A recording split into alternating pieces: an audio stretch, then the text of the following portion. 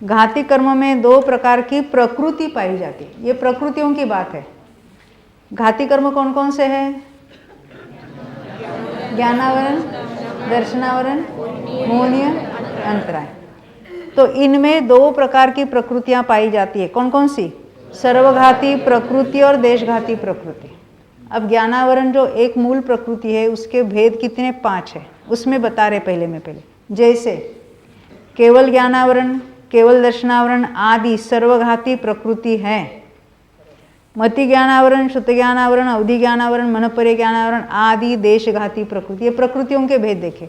अब जरा प्रकृतियों के जरा नाम देखते हैं हम, सर्वघाती कौन से, देशघाती कौन से हैं। पेज नंबर निकालना 54 54।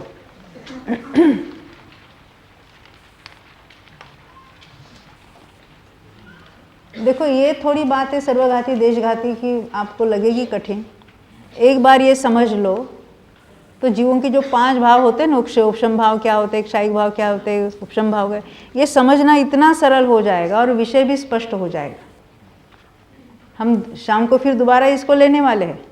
अभी तो प्रकृतियाँ कौन सी देशघाती है, प्रकृतियाँ कौन सी सर्वघाती है, उसको देख लेते हैं यहाँ पर। देखो पेज 54 है, मूल प्रकृतियों के नाम लिखे हैं और उस ये कौन से नाम है? घाती कर्मों के हैं। उसमें सर्वघाती प्रकृतियाँ अलग बताइए और देशघाती। अब हम एक एक मूल प्रकृति देखकर उसमें से देखेंगे। देखो ज्ञानावरण मूल प्रकृति है, उसमें से सर्वघाती प्रकृति कौन सी है? तो केवल ज्ञानावरण। और देशघाती प्रकृति कौन सी है? तो बाकी 4। कौन सी? मति ज्ञानावरण, श्रुति ज्ञानावरण, अवधि ज्ञानावरण, मनोपरे ज्ञान। ये बात समझ में? अब दर्शनावरण पर घटित करते हैं। दर्शनावरण ये मूल प्रकृति है, उसमें सर्वघाती कौन कौन सी है? तो केवल दर्शनावरण तो है ही है। और 5 जो निद्राएं हैं, कौन सी? स्त्यान, वृद्धि, निद्रा, निद्रा, प्रचला, प्रचला, निद्रा, प्रचला, किसका नाश कर रही है?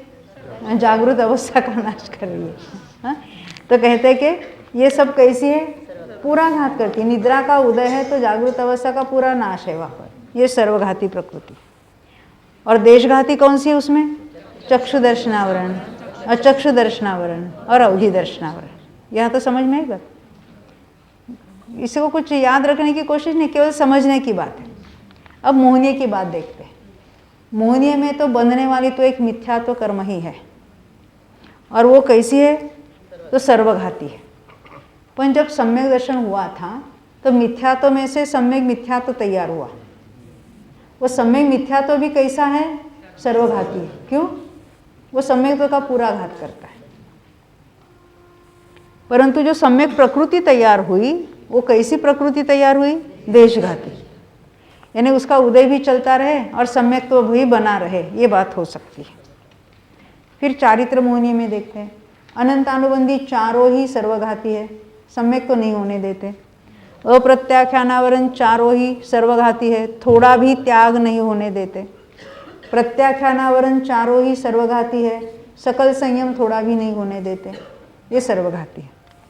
और देशघाती में कौन है? संज्वलन है, वो देशघाती है। और नो कषाय जो नो है वो भी देशघाती है। अंतराय में क्या लिखा है? सर्वघाती है नहीं, सारे ही देशघाती है। यहाँ तक समझ में? ये हमने प्रकृतियों की लिस्ट देखी। ये हमको कैसा नक्की होगा कि सर्वघाती क्या देवघाती? ये तो भगवान ने जो जाना है, जो बताया है,